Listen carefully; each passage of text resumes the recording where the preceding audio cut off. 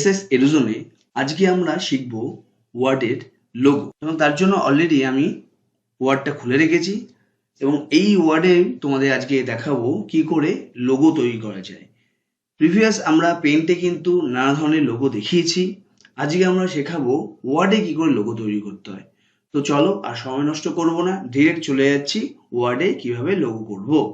তো তার জন্য প্রথমে আমাকে চলে যেতে হবে ইনসার্টে, কারণ ইনসার্টের মধ্যে এই যে শেপ রয়েছে এই শেপের মাধ্যমে আমরা অনেক ধরনের লোগো শেখাবো।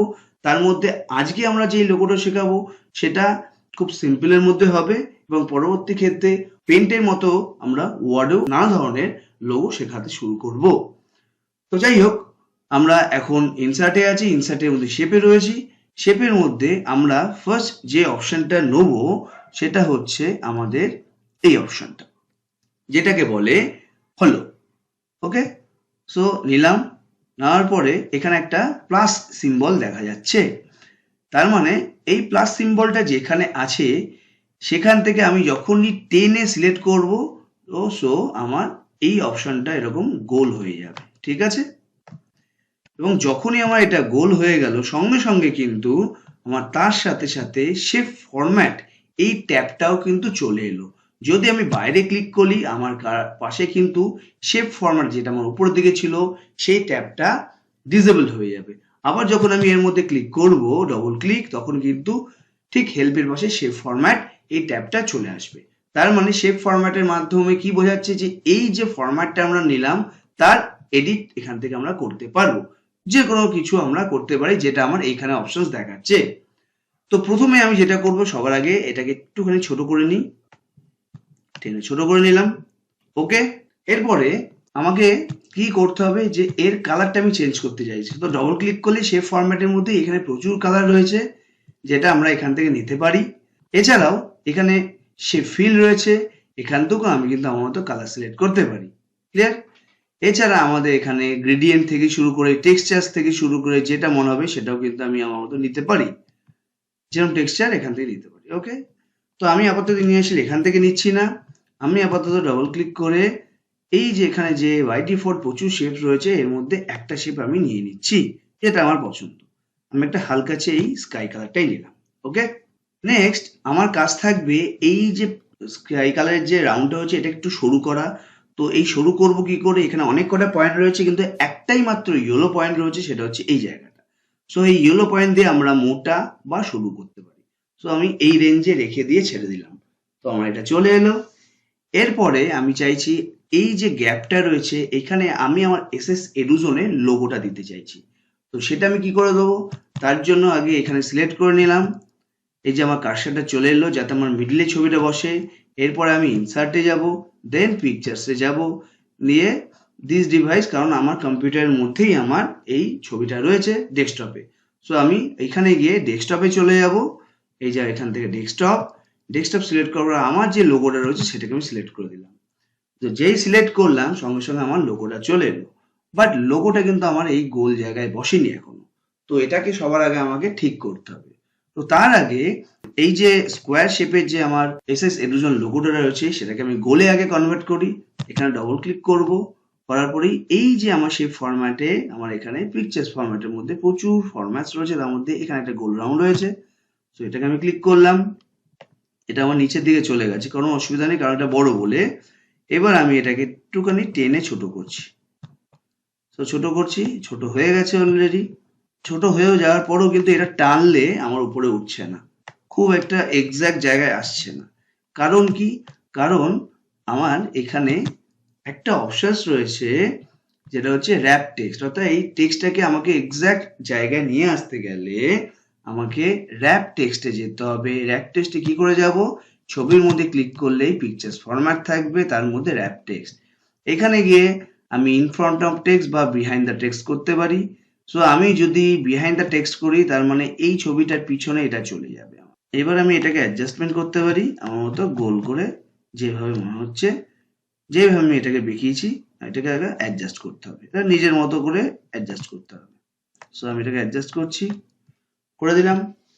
সো আমার এসএস এডুজন কিন্তু চলে এলো এই রাউন্ডে। ওকে, নেক্সট আমাকে কি করতে হবে, যে এই যে এসএস এডুজোন আমি যেটা এখানে লিখেছি আমি ঠিক মাথাতেও লিখতে চাইছি সেম ভাবে এসএস এডুজোনের লেখাটা থাকে। তো সেটার জন্য কি করব, তার জন্য ইনসার্টে যাব, গিয়ে এখানে ওয়ার্ড আর্টে চলে যাব। ওকে, বাট আমার যে এখানে ওয়ার্ড আর্ট সেখানে কিন্তু এই যে রাউন্ড শেপটা সেটা পাবো না। সেটা ছিল কোথায়? সেটা ছিল আমাদের 2007 ভার্সনে। আমার যেহেতু 2016 ভার্সন, সুতরাং এই রাউন্ড শেপটা আমি পাবো না। চন্দ্রাকৃতি বা হাফ ওভাল এই শেপগুলো আমরা পাবো না, সেটা আমরা 2007-এ পাবো। তাহলে আমি কি এটার মধ্যে করতে পারবো না? ডেফিনেটলি 2016-এও করতে পারবো। তার জন্য আমাকে কি করতে হবে, একটা জায়গা চেঞ্জ করতে হবে। সেটা কি, এই ফাইলটাকে আমাকে সেভ করতে হবে আগে 97/2003-তে। কিভাবে? ফাইলে যাব, দেন সেভ অ্যাজ করব, দেন যেখানে আমি চাইছি, সাপোজ আমি ডেস্কটপে রাখতে চাইছি, সো আমি ব্রাউজে গিয়ে ডেস্কটপে গেলাম। ওকে, এইখানে ওয়ার্ড ডকুমেন্টের নিচে ঠিক এই যেখানে রয়েছে ওয়ার্ড 97/2003 ডকুমেন্ট, এখানে আমাকে এই অপশনটায় নিয়ে আসতে হবে সেভ টাইপ। এখানে আমি যা ইচ্ছে নাম দিচ্ছি, সাপোজ আমি লোগো নাম দিলাম। ওকে, লোগো 1 দিয়ে দিচ্ছি। আর এই যে সেভ টাইপ, এটাকে 97/2003 ডকুমেন্ট করতে হবে, দেন সেভ করে দেবো। যে সেভ করে দিয়ে কন্টিনিউ করছি, আমাকে এই যে ওয়ার্ড আর্ট যেটা একটু আগে সব এ দেখাচ্ছিল, এখানে ক্লিক করলে কিন্তু আমাকে ওয়ার্ড আর্টের অনেক ভার্সন চলে এলো যেটা 2007-এ ছিল। তো এইখানে আমার যেহেতু রাউন্ড শেপে করব, তো এই রাউন্ড শেপটাই আমি নিয়ে নিলাম। দেন এখানে আমি যেটা চাইছি, আমি চাইছি এসএস এডুজোন লিখতে, সো আমি এখানে এসএস এডুজোন লিখছি। ক্লিয়ার? দেন এখানে এরকম ওকে করে দিলাম। করে দিলেই এই এসএস এডুজোনটা চলে এলো, বাট এটাকে কিন্তু আমি সব জায়গায় এক্সাক্ট আনতে পারবো না। তাহলে কিভাবে করব? সেম প্রসেস, একটু আগে যেটা আমি ছবি ঢুকিয়েছিলাম, মানে আমাদের লোগোটাকে সেম এর মধ্যে ক্লিক করে টেক্সট র্যাপ করে ইন ফ্রন্ট অফ টেক্সট করব। করে দিলেই আমি আমার লেখাটাকে যেখানে ইচ্ছা নিয়ে যেতে পারবো। ওকে, সবসময় মনে রাখতে হবে ইন ফ্রন্ট অফ টেক্সট বা বিহাইন্ড দ্য টেক্সট, এই দুটো অপশনের উপরে কাজ করে আমরা কিন্তু এই কাজগুলোকে খুব সুন্দরভাবে নিয়ে আসতে পারি। সো আমার এটা চলে এসেছে, এবার আমি এটাকে দেখাবো। যখনই আমরা দেখাচ্ছি, এই যে এইখানে একটা ছোট্ট রেখা দেখাচ্ছে, ভালো করে দেখলে খেয়াল করা যাবে, ঠিক এসএস এর নিচেই ঠিক এই যে গোল রাউন্ডে একটা শেপ দেখাচ্ছে। তার মানে এটা আমি যেইভাবে বেঁকাবো ঠিক সেইভাবেই কিন্তু আমার এসএস এডুজোন এইভাবে বেঁকবে। তো আমি বেঁকে যেই ছেড়ে দিচ্ছি, চলে এলো ঠিক এইভাবেই বেঁকেছে। আমি এবার এটাকে অ্যাডজাস্ট করব। যেইভাবে আমি অ্যাডজাস্ট চাইবো ঠিক সেইভাবে অ্যাডজাস্ট হবে। এটা নিজের উপর ডিপেন্ড যে কিভাবে তুমি অ্যাডজাস্টমেন্ট করবে। তো আমি আপাতত এসএস এডুজোন এইভাবে লিখলাম। নেক্সট আমরা চাইছি এই এসএস এডুজোনের নিচে আরো কিছু শেপস দিতে, যাতে আমার যে জিনিসটা দেখতে ভালো লাগে। তার জন্য আমাকে ইনসার্টে গিয়ে আবার শেপে গিয়ে যে কোনো শেপ আমি নিতে পারি। তো আমি আপাতত এই স্টার শেপটা নিচ্ছি, নিয়ে এখানে ক্লিক করছি, ছেড়ে দিলে স্টার হয়ে গেল। এবার এখান থেকে আমি যে কোনো একটা কালার সিলেক্ট করে নিলাম, সো এটা আমার সিলেক্ট হয়ে গেল এই স্টারটা। এটাকে একটু ছোট করে নিচ্ছি। ওকে, এবার কন্ট্রোল সি কন্ট্রোল ভি দিয়ে আমি অনেক কটা নিয়ে নিলাম, পেস্ট করে নিলাম। এবার আমি আমার মতো সাজিয়ে নিচ্ছি। ওকে, নিজে পছন্দ মতো নিজের ইচ্ছা মতো স্টাইল করে আমরা কিন্তু অ্যাডজাস্ট করতে পারি। তো এইভাবে কিন্তু আমরা অ্যাডজাস্টমেন্ট করতে পারি। এরপরও আরো আমরা লোগো স্টাইল চেঞ্জ করতে পারি, আরো অনেক কিছু শেপ অ্যাড করতে পারি। একটু নিচের দিকে নেমে যাচ্ছি, যেরকম এখানে ইনসার্টের মধ্যে আরো অপশন রয়েছে শেপ। এখানে কিন্তু প্রচুর অপশন রয়েছে, তার মধ্যে যেরকম এই শেপটা আমি নিচ্ছি, নিয়ে এরকম টেনে দিচ্ছি। ওকে, একটু নিচের দিকে নামাই, এটাকে একটু লম্বা করে দিচ্ছি। এই শেপটাও আমরা ইউজ করতে পারি। এখান থেকে কালার আমি নিজের মতো নিতে পারি। সাপোজ আমি এই কালারটা নিচ্ছি, বা এখান থেকেও চেঞ্জ করতে পারি, কোনো অসুবিধা নেই। সাপোজ এই কালারটা নিলাম, ঠিক আছে। এরপরে এই যে শেপটা তৈরি করলাম, এখানে কিন্তু আমরা লিখতে পারি। ইনসার্টে গিয়ে এখান থেকে ওয়ার্ড আর্টে যাব, এখান থেকেও আমরা অনেক লেখা স্টাইল চেঞ্জ করতে পারি। সাপোজ আমি এই ওয়ার্ড আর্টটা নিচ্ছি। ওকে, নিয়ে লিখছি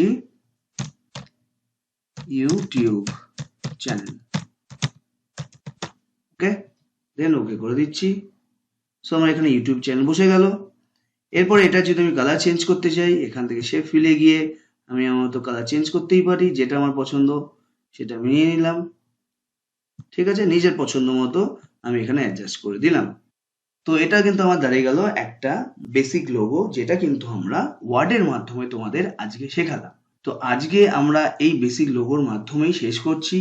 ডেফিনেটলি পরবর্তী ক্ষেত্রে আরো বিভিন্ন ধরনের লোগো তোমাদের ওয়ার্ডের মাধ্যমে নিয়ে আসবো।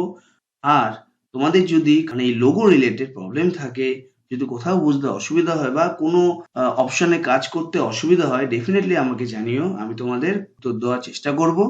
তো আজকের জন্য এখানেই আমি শেষ করলাম, আর পরের ক্লাসে আবার দেখা হবে।